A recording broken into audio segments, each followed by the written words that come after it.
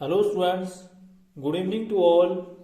Our today's topic is cash flow statement, chapter number 7, class plus 2. Question number 7, cash flow from operating activities.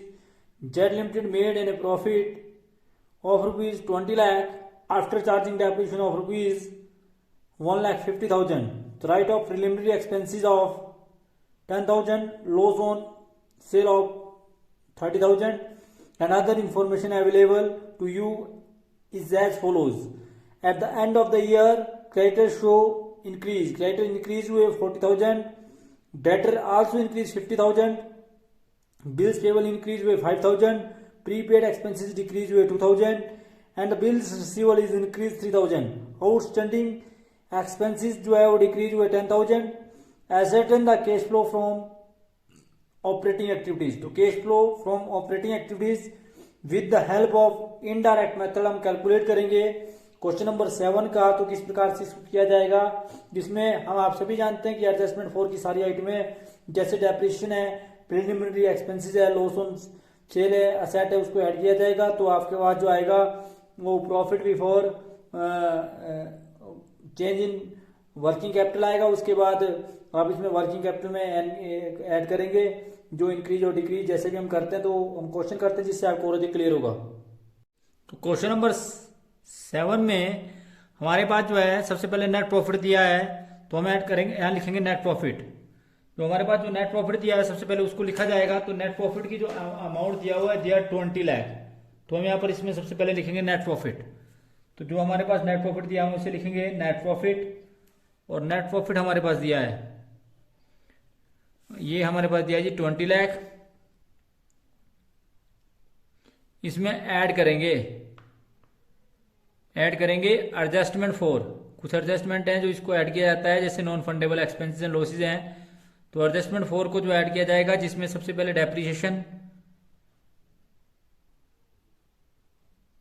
Depreciation हमारे पास इसमें दिया हुआ है 1,50,000. तो 1,50,000 हमारे पास डेप्रिसिएशन दिया है. उसके बाद हमारी अगली आइटम जो दी हुई है वो प्रिलिमिनरी एक्सपेंसेस दी है, रिटर्न ऑफ. तो यहाँ लिखेंगे प्रिलिमिनरी एक्सपेंसेस. आपके जो प्रीलिमिनरी एक्सपेंसेस हैं जो राइट ऑफ आपने करने हैं उनको आप लिखेंगे. तो प्रिलिमिनरी एक्सपेंसेस जो राइट ऑफ हैं वो आपके पास दिए हुए 10,000. और साथ में आपके पास दिया है लॉस. क्या दिया है? Loss on sale of assets. तो ये आपके पास दिया है 30,000. तो इसको आप जमा करेंगे तो ये आपके पास है 1,90,000. 1,90,000 जब आप 20 लाख में जमा करेंगे तो आपके पास आएगा 21,90,000. तो ये 21,90,000 जो आपके पास आया वो आया cash flow from operating activities before change in working capital. तो आपके पास आया वो आया operating profit before change in working capital. तो ये आपके पास आया operating profit before change in working capital.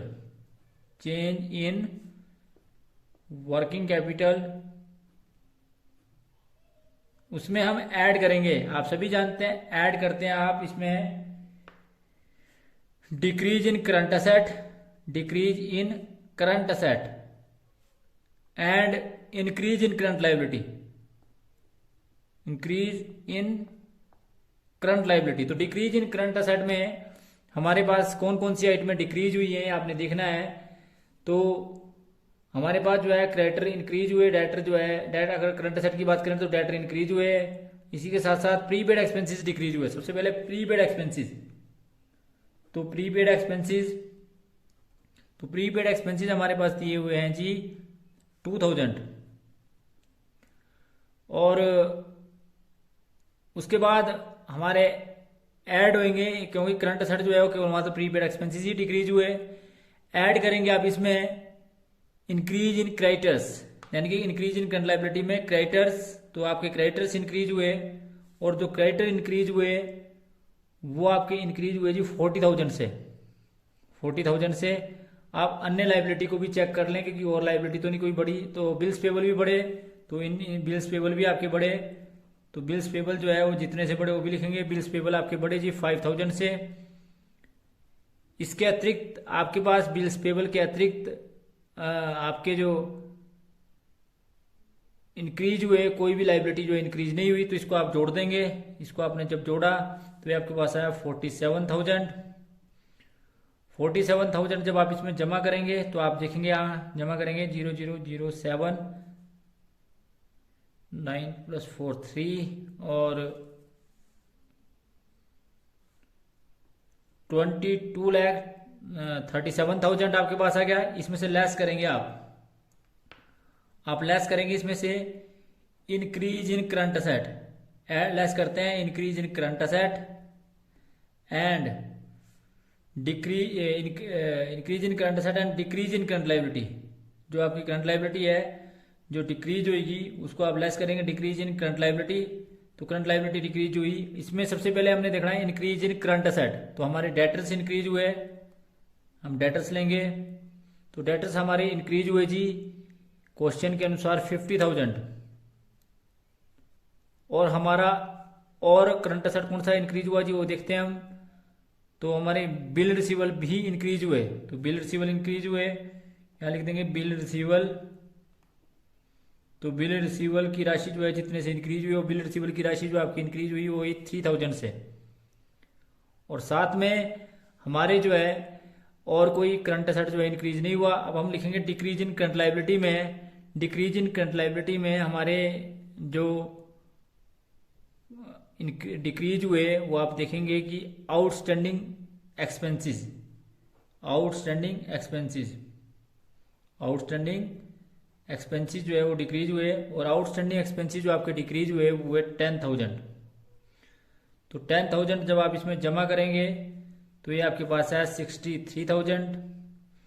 और 63,000 घटाने के बाद जो आपके पास आएगा वो आएगा net cash from operating activities, क्योंकि हमारे पास इनकम टैक्स नहीं है। अगर इनकम टैक्स होता तो हम ये हमारे पास कैश फ्रॉम ऑपरेटिंग एक्टिविटीज आता, तो हमारे पास इनकम टैक्स नहीं है, इसलिए हमारे पास जो ये आएगा वो आएगा net cash from operating activities. और ये आपके पास आया, अगर आप 63 माइनस करेंगे तो 63 माइनस करने के बाद जो आपके पास बैलेंसिंग फिगर आया net cash from operating activities वो आपके पास आया 21,74,000। तो इस प्रकार से हमने जो है ये निकाला क्वेश्चन नंबर 7 का कैश फ्रॉम ऑपरेटिंग एक्टिविटीज, जिसमें हमने net cash from operating activities वो किस प्रकार से निकाली वो आपने देखी बड़े डिटेल में। तो उसके बाद अब हम अगला क्वेश्चन करते हैं। जो अगला क्वेश्चन है वो क्वेश्चन नंबर 8 किस प्रकार से क्वेश्चन करते हैं, तो पहले क्वेश्चन पढ़ते हैं फिर क्वेश्चन करते हैं। तो question number 8, cash from operating activities from the following particulars balance sheet as on 31st March 2018 and 2019 you are required to calculate cash flow from operating activities for the year ended 31st March 2019। हमारे पास जो है equities and liabilities की आइटमें दी हुई है। Equities and liability में share capital दिया है, statement of profit loss account दिया है, डिवेंचर्स दिए हैं, करंट लाइबिलिटी दी है, क्रेडिटर्स दिए हैं, प्रोविजन फॉर टैक्सेशन दिया है। प्रोविजन फॉर टैक्सेशन का यहाँ पर बड़ा इंपॉर्टेंट जो है क्वेश्चन है, इसमें करंट ईयर का मेड और प्रीवियस ईयर का पेड। जो करंट ईयर का मेड है वो ऐड किया जाएगा और जो प्रीवियस ईयर का पेड है वो लेस किया जाएगा। कैसे करेंगे या इसके करने के और तरीके भी हैं, परंतु हम क्योंकि प्रोविजन फॉर टैक्सेशन को जो है वो ऐड करते हैं और इसको हम करंट लाइबिलिटी मानकर हम इसको आपको समझाएंगे, क्योंकि करंट लाइबिलिटी के बेस पर हम इसको करेंगे, क्योंकि करंट लाइबिलिटी हेड के अंदर दिया हुआ है। तो यहाँ पर इंक्रीज इन करंट लाइबिलिटी जो है इसको हम मानकर चलेंगे, परंतु जनरली हम अगर हमारे पास इस तरह की सिचुएशन हो तो हम इसे करंट ईयर का मेड और प्रीवियस ईयर का पेड करके भी जो है कर सकते हैं। उसके बाद हमारे पास असेट साइड दिए, बिल्डिंग दिए हैं, प्लांट्स दिए हैं, स्टॉक दिया है, डेटर्स दिए हैं, कैश दिया और बैंक बैलेंस दिया है। तो ये भी हमारे पास दिया है। तो किस प्रकार से जो है वो cash flow from operating activities का क्वेश्चन नंबर 8 करेंगे। क्वेश्चन नंबर 8 के बाद क्वेश्चन नंबर 8 में है cash from operating activities with the help of indirect method. हमारे पास पहला कॉलम पर्टिकुलर्स का, फिर अमाउंट इन रुपीज, फिर अमाउंट इन रुपीज। तो किस प्रकार से जो है इसको हम करेंगे, तो हमारे पास जो है प्रॉफिट दिया है मेड ड्यूरिंग द ईयर, तो हम सबसे पहले प्रॉफिट लिखेंगे। यहाँ पर प्रॉफिट जो आपका प्रॉफिट है वो जो ड्यूरिंग द ईयर है उसमें हम करंट ईयर के फिगर से, ध्यान रखें इस बात का कि करंट ईयर के फिगर से प्रीवियस ईयर का फिगर घटाएंगे। तो 45,300 में से आपने 40,250 घटाया, तो जो आपके पास बैलेंसिंग फिगर है उसको आप नेट प्रॉफिट लिखेंगे। तो ये आपके पास आया 5,050। अब आप इसमें ऐड करेंगे, ऐड जो किया जाएगा, क्योंकि यही प्रॉफिट जो है profit before change in working capital आपके पास आ गया, क्योंकि और अदर इन्फॉर्मेशन आपके पास नहीं दी है। तो ऐड करेंगे आप इसमें decrease in current asset and increase in current liability. तो ऐड करेंगे आप इसमें डिक्रीज इन करंट एसेट, जितने भी करंट एसेट डिक्रीज होंगे, डिक्रीज इन करंट एसेट, जितने भी करंट एसेट डिक्रीज होंगे, और जितनी भी current liability, and increase in current liability, और इंक्रीज इन करंट लायबिलिटी जो है वो ऐड की जाएगी इसमें करंट लायबिलिटीज। तो डिक्रीज इन करंट एसेट में हमारे पास जो इसमें दिया हुआ है वो दिया है जी डेटर्स। तो डेटर्स डिक्रीज हुए एक, तो डेटर्स जो है वो कितने अमाउंट से डिक्रीज हुए, डेटर्स डिक्रीज हुए 7,900 से। डेटर आपके डिक्रीज हुए 7,900 से। डेटर्स के बाद आपके जो स्टॉक है वो भी डिक्रीज हुआ, और स्टॉक जो डिक्रीज हुआ वो हुआ जी 13,000 से।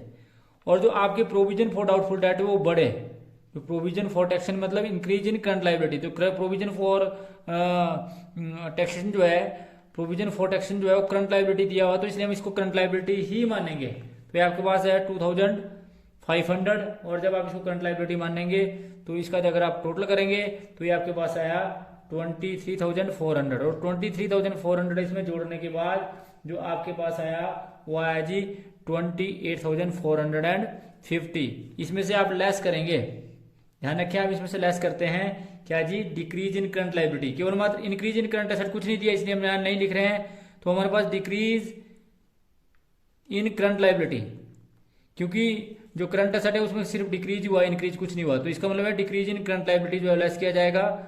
और डिक्रीज इन करंट लायबिलिटीज में हमारे पास जो दिया हुआ है वो दिया हुआ है क्रेडिटर्स। क्रेडिटर्स जो है वो डिक्रीज हुए, और क्रेडिटर्स जो डिक्रीज हुए वो जो हुए 20,000 से। तो 20,000 की 20,000 आप आउटर कॉलम में लिख देंगे, क्योंकि हमारे पास 20, इसके अतिरिक्त कुछ भी नहीं है। तो 20,000 आपने लिखा, तो आपके पास जो आंसर आया वो आया जी cash, net cash from operating activities. Net इसलिए बोलेंगे हम क्योंकि हमारे पास जो है वो टैक्स नहीं दिया है, तो यही कैश फ्रॉम ऑपरेटिंग एक्टिविटीज जो है वो net cash from operating activities है। Net cash from operating activities, यद्यपि जो ये आपके पास आता है कैश फ्रॉम ऑपरेटिंग एक्टिविटीज आता है, इनमें से हम टैक्स घटाते हैं, परंतु टैक्स हमारे पास दिया नहीं है, तो इसलिए यही जो है net cash from operating activities आएगा। और ये आपके पास आया जी 8,450। तो ये आपका था क्वेश्चन नंबर 8। किस प्रकार से आपने क्वेश्चन नंबर 8 को किया, तो ये क्वेश्चन नंबर 8 आपको क्लियर होगा। तो अब हम क्वेश्चन नंबर 9 करेंगे इसके बाद। तो question number 8, question number 9, cash from operating activities. Calculate cash from operating activities from the following figures. Statement of profit loss account दिया आपके पास, ओपनिंग प्रॉफिट भी और क्लोजिंग प्रॉफिट भी दिया है, डेटर्स दिए हैं, बिल रिसीवल दिया है, जनरल रिजर्व दिया है, आउटस्टैंडिंग सैलरी दी है, प्रीपेड एक्सपेंसेस दिए, वेजेस दिए मतलब, और गुडविल दिया है। ये 2016 और 2017 का दिया है। तो किस प्रकार से इस क्वेश्चन को करेंगे, तो क्वेश्चन नंबर 9 करेंगे, जिससे आपको और अधिक क्लियर होगा।